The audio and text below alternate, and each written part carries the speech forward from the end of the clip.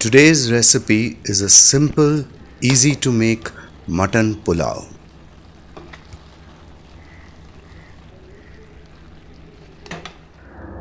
So the first thing I'm going to do now is to marinate the mutton.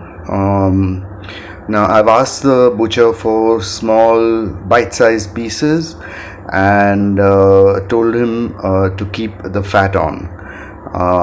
Unfortunately, I don't have a singing voice, otherwise you can sort of do the joke of keep your fat on is how you should ideally tell him. But then there's curds, garlic, ginger and green chillies and some salt. I'll mix them all together and put this away for about half an hour, 45 minutes and be back.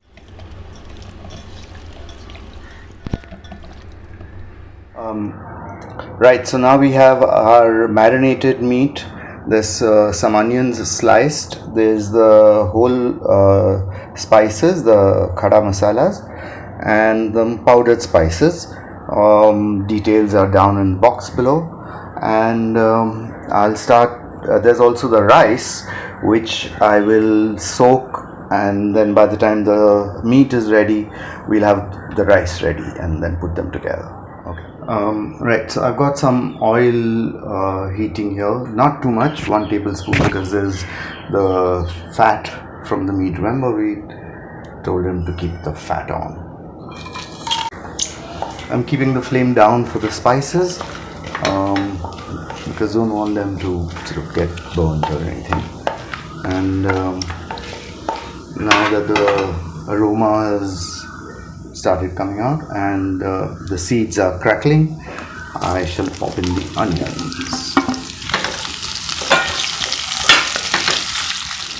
Okay, I think our onions are ready, so I'm going to just put the temperature on low and pop the marinated meat in. I've kept it low right now so that the curd doesn't split up, and once the curd warms up, I'll bring the heat up to high and nicely fry the meat for some time.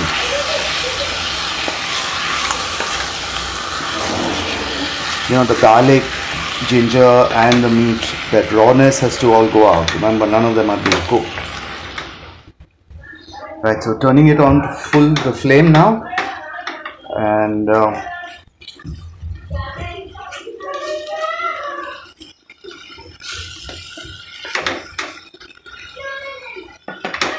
let the meat give out all its water and that raw smell of the ginger and garlic and the meat and everything go away. Let the water of the curds dry up, and then we get to the next stage. It's morning, not, as I mentioned, not my favorite time to cook, but now that I'm planning to start a little tiffin service for my daughter, I guess I gotta get used to it, cooking in the morning. And the problem with that is that my timer is missing, so I have to go by that clock there. So you know what to do. Okay, the meat has now been frying for some time, for about 5 minutes or so. Water is all dried up from the meat as well as the curds, so I'm going to lower the flame a bit and put in our powdered spices and a bit of water. Just don't want them burning.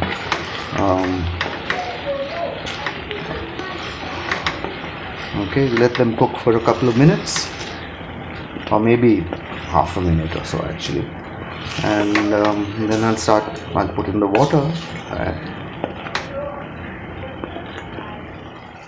Okay, I'm now going to add the water. I'm just bringing enough water right now to top up, cover the thing. It's about a cup or so, maybe more than a cup. And I'm going to bring it to a boil. Once it's boiling, and then I'm going to cover it and let it simmer for about half an hour, because I want it to get tender but not fully cooked, because I'm going to cook that balance with the rice.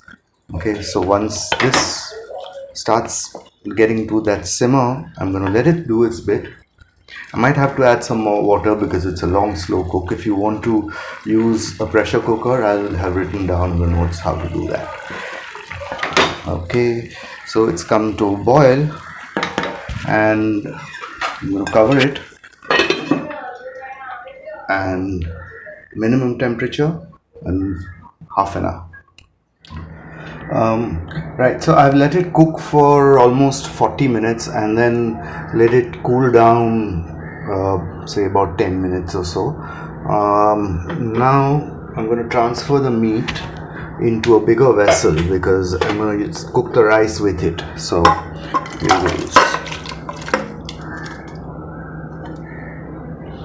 And I'm going to put the rice in and the water. Now I've taken the same amount of rice as the meat, same weight. So obviously there's going to be a lot more rice once it's cooked, but then that's what it is.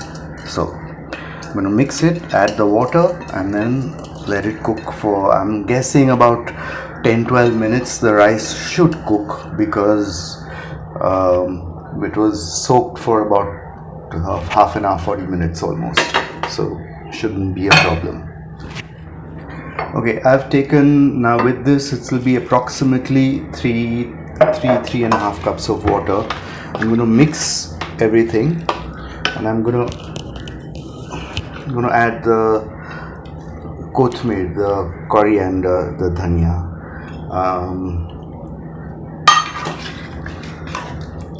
and I'm going to mix it. I think I'll need a little more water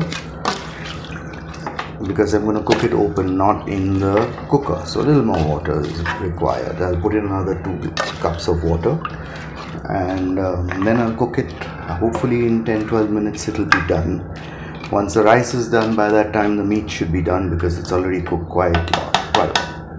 So here goes. So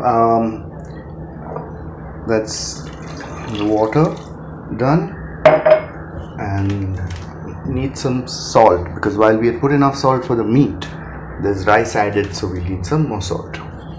Okay, so maybe that was about 1 tablespoon and another half tablespoon. I think we should be fine with that. So give it one mix.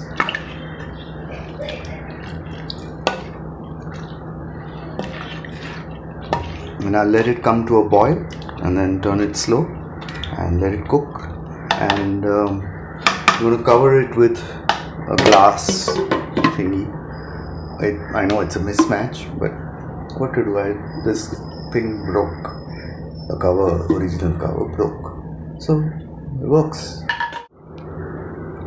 Okay, it's been almost 15 minutes. The rice is now pretty much cooked, but there's still that little bit of water left in it. So I'm going to just now let it boil up a little bit, boil away, let it steam off the water, and we'll be ready.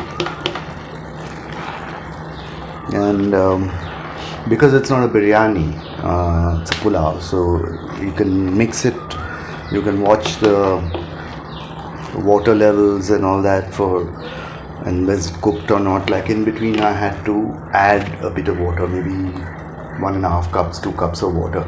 And what I did is I boiled the water first and then added it, so that it, temperatures remain the same and all that.